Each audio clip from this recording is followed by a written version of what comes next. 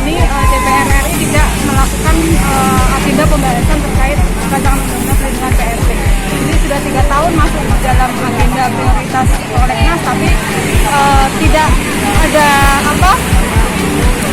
niat untuk menjadwalkan RUU PRT ini sudah dibahas dan sudah disahkan karena sudah 17 tahun ini. Jadi yang menolak adalah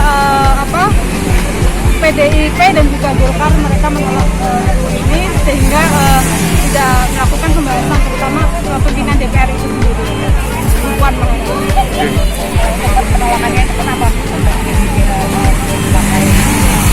Ya karena mereka semua itu kan bagian daripada majikan.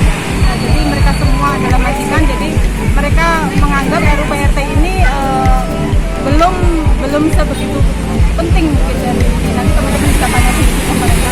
Jadi selama ini kita berjuang mati-matian dari ranah bawah, terutama perempuan pekerja rumah tangga, dan selama ini didiskriminasi, banyak kekerasan, kemudian tidak memiliki ruang gerak, terutama kita usaha untuk berserikat aja kita harus diam-diam terlebih dahulu karena memang majikan terutama itu tidak ingin PRT-nya itu menjadi pintar.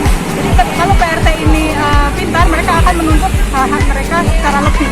Jadi selama ini PRT bekerja dalam situasi yang tidak layak, kemudian berada di ranah privat, tidak ada yang mengetahui ketika terjadi kekerasan atau di dalam rumah tangga. Tapi kita meminta perlindungan kepada DPR RI, itu mereka tidak memberikan perlindungan. Jadi selama 3 tahun ini tidak dibahasnya itu, jadi kita melakukan aksi bersama.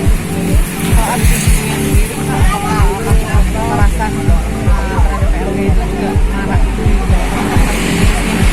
Ya, jadi seperti yang kita ketahui kemarin jadi kasus kekerasan terhadap PRT yang di perumahan elit di sekitar Semarang Barat ada, kemudian apa yang diketahui kedua majikan yang melakukan kekerasan tersebut, kemudian ada PRT yang terperiksa, kemudian belum lagi PRT terdampak pandemi, belum lagi hak PRT yang tidak diberikan oleh majikan dan tidak bisa diakses oleh kawan-kawan PRT karena PRT dalam posisi lemah.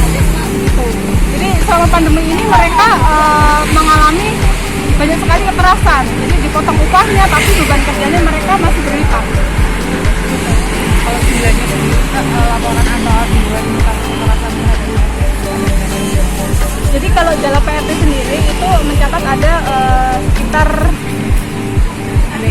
581 kasus itu dari berbagai dari kekerasan dari berat, ringan sampai dengan kekerasan berat. Di Jateng atau di mana? Di nasional. Nasional. Kalau di Jateng terkhusus Semarang, di Jateng sendiri tidak tercatat secara ini ya, karena banyak sekali kasus yang tidak terlapor karena teman-teman PRT tidak melaporkan kasus tersebut ya. Kasus berat seperti kita ketahui yang kasus PRT dianiaya majikannya yang di wilayah Semarang Barat itu, kemudian kasus PRT kesetrum hingga akhirnya meninggal dunia itu juga ada. Nah itu PRT sendiri pun tidak memiliki akses bagaimana melaporkannya. Jadi kalau kawan-kawan yang cerita PRT sendiri yang mengalami PHK atau diskriminasi di tempat kerja itu ada sekitar 30 lebih. Di Semarang? Iya, di Semarang. Jadi di PHK, dipotong gaji, kemudian majikan tahu kita ikut berorganisasi, kemudian dipecat kayak gitu.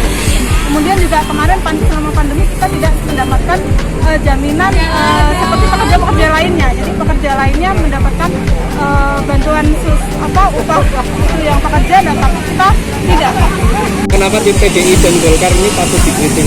Ya, selama ini karena pimpinan DPR ini kan menggaungkan supaya memberikan perlindungan terhadap perempuan dan tidak meninggalkan siapapun dalam pembangunan. Ya, itu adalah slogan.